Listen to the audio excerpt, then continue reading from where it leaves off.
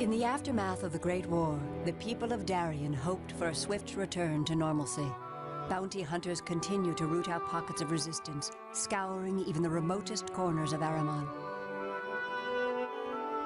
Our true story begins ages ago with the mage emperor Garacaius, the great unifier of Darien, who abdicated his throne to his children. Garacaius had grown weary of the deathless eternity that his life had become. In a stunning burst of magic, he traded immortality for one last mortal lifetime. Slipping around the palace guards, Garacaius departs Darien forever in a small fishing boat. He navigates the treacherous Kuvera Straits, eventually reaching the land of Creon, far to the northwest. As ruler of Darien, my magic cheated death, yet it also robbed my life of pleasure. I gave all for this ripe adventure leading to a happy end, and I shall make of this barren waste of Creon a fitting nation to build my burial tower. They have metal, I gave them metallurgy. They have alchemy, they will have chemistry. They have superstition, I give them science. Yet I tremble for those magic-besotted children of mine who in centuries hence must gaze on the blazing comet of Creon's rise. But enough of things to come. Father Time, father to us all, shall see it all dust, and castles, and dust again. Garacaius, former Mage Emperor of Darien. The distant, secretive land of Creon was the true source of the gunpowder that turned the tide of the war against Lochen. But victory has a price, paid in blood and in gold. Elson of Ahriman had shared in triumph over Lochen and agreed to pay for Creon's invention. But gold draws raiders as blood draws sharks. No predator was more dangerous than a renegade group of fanatical Tarosians called the Cult of Lochen, led by the fearsome wizard Helligren. Our magic has divined Varunan ships bearing gold from Ahriman. Lochen willing, our dark ships strike quick and true, and Varunan flotsam shall bear crimson witness to the hungry sea. Helligren, priest captain cult of Lochen. The payment of gold from Varuna never reached Creon. Sent to investigate, Captain Rettenbrass of Varuna found only wreckage and a captain's log noting the approach of unfamiliar black ships. Creon also decides to investigate the delay in their expected payment. When the flotilla of their dark hulls suddenly appears on the horizon, Rettenbrass responds swiftly. The foremast hand has spotted the enemy. I am beating to quarters and engaging them directly. The favor of Lear be with us. Captain Rettenbrass, Her Majesty's ship, Perilous. Rettenbrass had unwittingly struck a spark that would ignite the world. Creon responded with outrage and an intimidating combat-hardened flotilla. Varuna's battle-wise leader, Karenna, had no desire to confront the unknown strength of Creon so soon after a devastating war. She ceded the northwestern island of Kaura to Creon control, ostensibly as a gesture of peace. But the people of Kaura rose up in spontaneous rebellion against the iron hand of their new masters, even as the voice of their new colonial ruler was heard throughout the land. People of Kaura, rejoice! Your bondage to the vile superstitions of magic is ended, and an age of reason and enlightenment is begun. Join us, and the streets will be paved with Creon gold. Defy us, and they'll be cobbled with bones. But the rebels would have none of it. Meanwhile, Elson of Ahriman was furious with Karenna, all the more so because Kaura had at times been a part of his kingdom. He sent her a message by Spyhawk. Sister Karenna, I would apprise you of my latest observer's report. The Ahriman gold entrusted to your care was blundered away to privateers. Then your incompetent underlings compound your error with an attack on a great sovereign state with untested resources. At the least, you have stupidly put us all at the mercy of their gunpowder.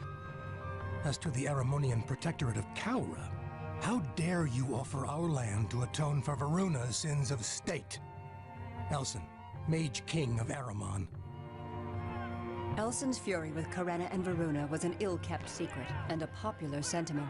A commander in Mahari decided to seek his sovereign's approval with an attack upon Varunan ships at anchor in port. One Varunan ship captain fought desperately to win passage to the open sea. Ages earlier, Garacaius had mused upon the impetuous nature of his newly adopted nation. How these warriors of Creon remind me of my daughter Karena in her youth. Never far from righteous anger, ever confident she was in the right, and willing to thrash anyone who disagreed. With my guidance to temper their steely spirit, these Creonite upstarts will surely rule the western lands and seas in a few generations. Garacaius, first sage of Creon. His words were more prophetic than he dreamed, as this urgent dispatch from Varuna's monarch showed. People of Kaura, know that Varuna is with you in this desperate hour. Together we will surely throw these tin gods back into the icy mother sea to rust and ruin. Stand together and resist as long as you can. I will send aid as quickly as possible. Karena, sea mage of Varuna. In Taros, Heligrin, leader of the outlawed cult of Loken, continues his plan to rebuild Taros to its former glory under Loken. Drawn by urgent voices that he alone could hear, he and his band arrive at Crone's Crook to discover unfamiliar soldiers and strange creatures picking over the wreck of the long-lost Sea Shadow, the ship that had carried a mysterious artifact created by Loken himself before his death. What manner of hell hags are these? I fear the worst at this wretched sight. Our monarch's bottle must not fall into the hands of strangers. We will engage and subdue these wretched vultures. Interrogation tools applied to survivors may gain some advantage. Heligrin, priest captain, cult of Loken. As it happened, the cult of Loken were too late to capture their precious bottle at the wreck and turned elsewhere in their quest. Meanwhile, it grew clear that Kauran resistance against the forces of Creon would collapse without massive support. Karena sent an urgent entreaty to Elsin. Elsin, my brother, perhaps we have shown less honor to Aramon's claims to Kaura than was warranted. I propose that by joint decree it be made a free port, and both our lands shall prosper from the trade benefits thus derived. But first, as in the Great War just past, we must close ranks again. We must wage a true war against these scheming invaders from Creon. We must unite against them as we did against Loken, and with the same resolve, achieve like result. Karena, Mage Queen of Varuna. So be it, sister. Let expediency overcome discord. We are once again united in battle. Elsin, Mage King of Aramon.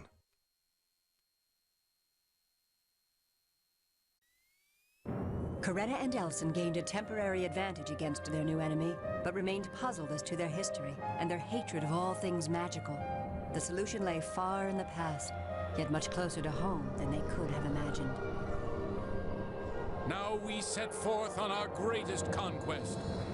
The first sage of old warned us never to tamper with the fabric of existence. These weirds who harp reality with foul magics must be put down with honest blades and bullets.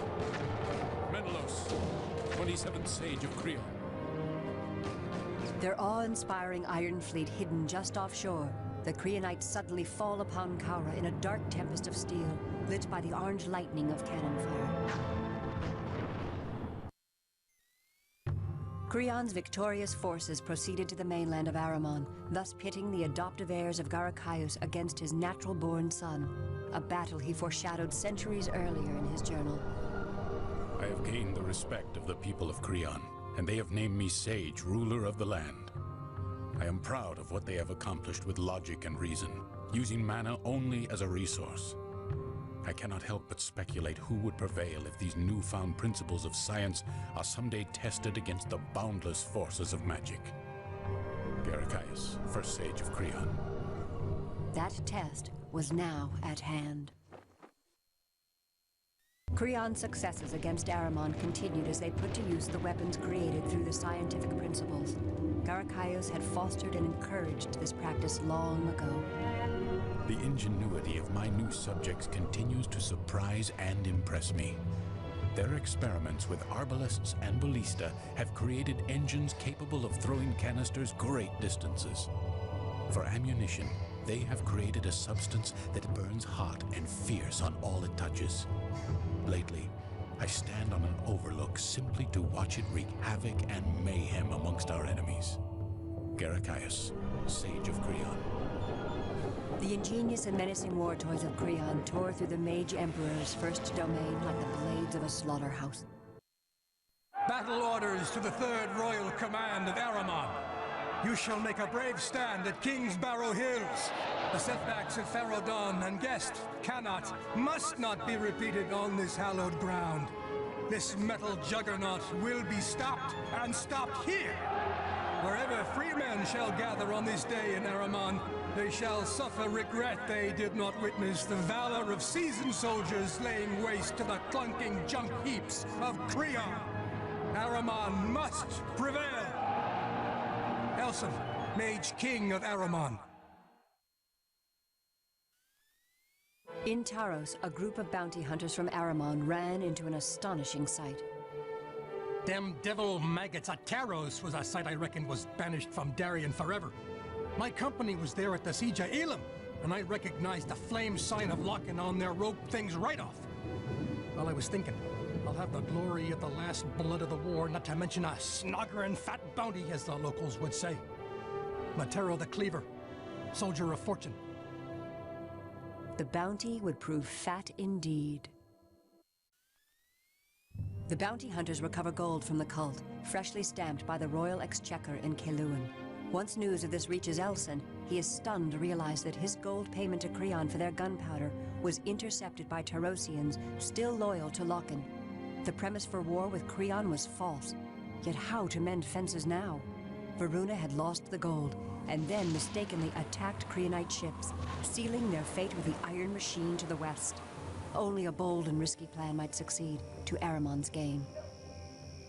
By decree, generals of the Ahriman Guard, I grant command of the home forces to you. As for me, I will personally lead an elite expeditionary force equal to 4 raider battalions into the caverns of Bis, which, if the Miners' Guild can be trusted, will see us through the mountain to the very heart of Creon. But look to the lords of the north. I fear they may use my absence to bring ill to Ahriman. Elson, Mage King of Ahriman. Elson's worries proved to be well-founded. The Lords of the North declared common cause with Creon and took the field against what remained behind of the Ahriman army and irregular loyalist units. Their common sigil being golden, reminiscent of the livery of their Creonite allies, they were quickly labeled Yellow Jackets by the forces of Ahriman. I reckoned that going for glory into the caverns abyss was naught but rushing into an open grave. My assignment back home seemed a dream for sure. But when these blasted Yellow Jackets swarmed upon us, I had my doubts I'd cheated fate. And rounding up deserters or bringing in a thief gone to ground, that's one thing, but this was outright war. Brother against brother. Mathera, 2nd Squad of Lord Elson's daggers. Hellegrin of the Cult of Locken had ruthlessly interrogated Creonites captured at the wreck of the Sea Shadow. From their agonized confessions, he learned of the bottle and wrote of the next steps for his fanatical followers. The facts are simple. The object of our great quest is in the hands of the leader of these ironclad savages. However, we lack the great ships to weather storm and cannon across the well-patrolled seas of Darien. Thersha of Zon may agree to provide transport by air, but she is well hidden in her thick jungles. We must first fight the weird tribes of Zon to gain her audience. Hellegrin, Priest Captain Cult of Locken. Under the mountains, Elson's forces make their way through fierce gauntlets of nocturnal horrors, only to find a vast subterranean river blocking their path. But a chance discovery suggested the worst was yet to come.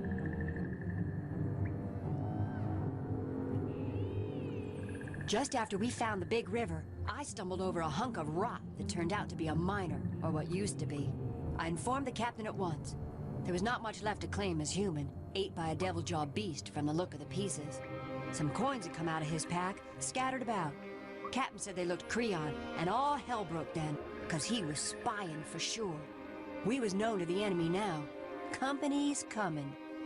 Dowser Huck, foot soldier of Aramon. Creon now is poised to invade the main island of Vidara at the very heart of Varuna. A desperate Queen Karena sends an envoy to the Sage of Creon to sue for peace.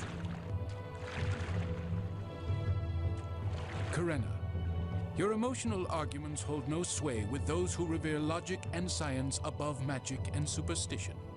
We need no such primitive belief systems, no crutches to advance our superior civilization across Darien. We shall, however, grant you swift return of your envoy, as soon as the glacier bears have done with her. The remaining portions will be served to you cold as your unconditional surrender entree. Menelaus, 27th Sage of Creon. The fleet of Varuna is decimated in its final attempt to break the Creonite supply chain. Now Karena summons her deepest powers and conjures a magical vision of her brother Elson on his dangerous quest in the caverns of Bis. In this revelation, she sees her only hope lies in joining forces with Elson in Creon to strike a magical death blow to the very heart of their common enemy. She issues a farewell decree to her people. Beloved children of Varuna, I have only one hope. I must combine my power with that of my brother Elson. Lear grants that we break the grip of this metal fist before it crushes us all. I go now to find a break in this wall of iron that surrounds me. From there, I will find my way to Elson and seek a shining hope for us all. Karena, Mage Queen of Varuna. Hellegrin's mission to Thersia was a success. The mysterious Queen of the Air agrees to provide winged transport to Creon. Thersia and members of the Cult of Loken now traverse the treacherous updrafts over Ulan's fingers. Even the fervent cultists find reason to doubt their quest and their enigmatic leader. One party member voices her misgivings. Many of us secretly whisper our doubts on Hellegrin's sanity. This labyrinth chase through the passes has no point. Why don't we merely summon great clouds of black mana and be done with this foolish errand? But Hellegrin will have none of it. He claims to hear our deceased monarch and seek counsel from that mistress to beasts, Thersia, the very one who failed our lord in the Great War. Would that Hellegrin could hear the voices of his own kind. Beasor, Weather Witch of Taros. Thersia and the Cult of Loken now reach the culmination of their quest and behold a vast Creon research facility filling the heart of an extinct volcano. Thersia at last confides in Hellegrin, as he recounts later in his memoirs. Thersia turned to me and admitted she knew well of my quest for the bottle. Before the end of the Great War, Loken himself gave her his artifact, Angvir's Flame, a golden scepter with a Mogrite stone at its center. But then she informs me that the scepter, if placed against the soul bottle, actually has the power to restore Loken from the dark place where he dwelt. I am thunderstruck. The voices in my head are riotous. My long quest for King Loken must be nearly done. Hellegrin, Priest Captain, Cult of Loken. Revivication without the presence of the original body was considered a dangerous and heretical practice, even among the most evil mage priests of Taros. But first, Thersia and the cult must reach the bottle at the heart of the bizarre Creonite facility. The Cult of Loken fulfilled their dark quest, and their sovereign walked once more in this world. A verse from the Bard of Elam recounts Loken's first words upon his return to the living. All is lost, that all may gain again. In faith, this iron bane of Taros and all Darien, upon this stormy resurrection day, shall suffer grievous for its policy. An end so like death, as if never was. Loken, necromancer of Taros. Loken had rejoined the living, but surrounded by Creonite enemies. For how long? Centuries earlier, Garacaius had been in an unusually contemplative mood. My adopted country has been victorious in battle and grown strong. I am pleased, and yet, for all their fractious quarreling, I miss my children. Perhaps someday they will come to visit my new home. Garacaius, first sage of Creon. Inside the walls of his capital, the current sage of Creon grew frantic. Fire wagons to flanks! Where's the 3rd Trooper Regiment? And where's the enemy? Curse these mage-soaked demons! They're using this superstitious pap to cloak themselves from view. Menelaus, 27th Sage of Creon. The first children of Garacaius had come at last to Creon. Creon's early victories were disheartening to Elson, but reinforcements arrived through the caverns of Bis and poured into the vicinity of Attis, the capital of Creon, in ever-increasing numbers. That evening, an entourage approached that would give Elson great relief. Elson, rejoice! I have arrived at last in your hour of need, even as you aided me at Caura. Let us toast to the defeat of our common enemy, Carena, Mage Queen of Varuna. The merriment was short-lived. Brother and sister retired to plan the final siege of Attis. Soldiers would march at dawn. The outer shell of Creon's defenses was cracking, but the core remained resolutely defiant. But then a new force arrived by air to join forces with Elson and Carena, one totally unexpected and unforetold. The tent smelled of civilization. A putrid mixture of perfumes, soaps, and over-seasoned broth stews. The Lord of Arrogance and the Queen of Seaweed made no attempt to hide their contempt of me, nor I them. But since I found that this new Iron Plague was even worse than their pretentious prattle, I pledged with their purpose, and Locken's efforts as well. The rest, as they say, is history. Thersha, Huntress of Zon. The united armies of Aramon, Varuna, and Zon were arrayed against a solemn yet determined sage of Creon. Now they fly at me as well? With these hosts of winged horrors? So be it! We'll be scraping them off the wings of our flying machines like the overgrown sowbugs they are! Menelaus, 27th Sage of Creon! And so the family reunited for the final assault. So we are pulled together once again by the irresistible magnet of self-interest. Under my direction, you will all... Your direction? Do not forget that it was your own meddling that brought these invaders. Thersha, had you not sided with Locken in the Great War, we never would have needed the gunpowder that Creon provided. Yes, that turned out quite well, did it not? Now let us pinch tight our noses and enter the fray conjoined in familial bliss. A touching portrait for Father Garacaius. The future of the world now hung in perilous balance. War's end would come not cheaply, nor quickly, nor mercifully.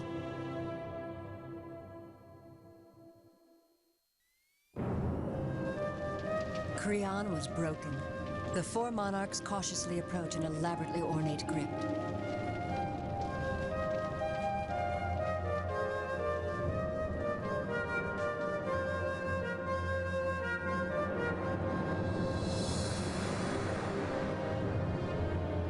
The Creonites realized their founder was once a mage wizard. The rulers of Darien discovered they had almost been destroyed by the final ambition of their own father. Creonites became more isolated and less certain about carrying the religion of science to the unenlightened. They withdrew their expeditionary force from Darien and destroyed the Creonite entrance to the caverns of Bis in a titanic explosion. Back in Darien, the 4 monarchs had much to do. Carena, chastened but ever eager for a chance for profit, began regular trade with the restive, brooding land of Creon. Locken returned to Taros, but none of his siblings trusted that death had softened his nature. Thersha melted back into the wilds of Zon and raised up even more nightmare creatures to guard her privacy. And Elson returned to put down the remnants of rebellion, outwardly unchanged but inwardly shaken, wondering whether Garacaius would ever truly be gone from his life. The words found carved on the crypt in Creon gave him cold comfort. At last I lie, 'neath bitter stone, perforce at rest. I rot in magic and in iron 2 mighty lands, though in the end all vanishes beneath time's sands. In life anew, inequities shall be redressed. Garacaius, Mage Emperor of Darien, first Sage of Creon.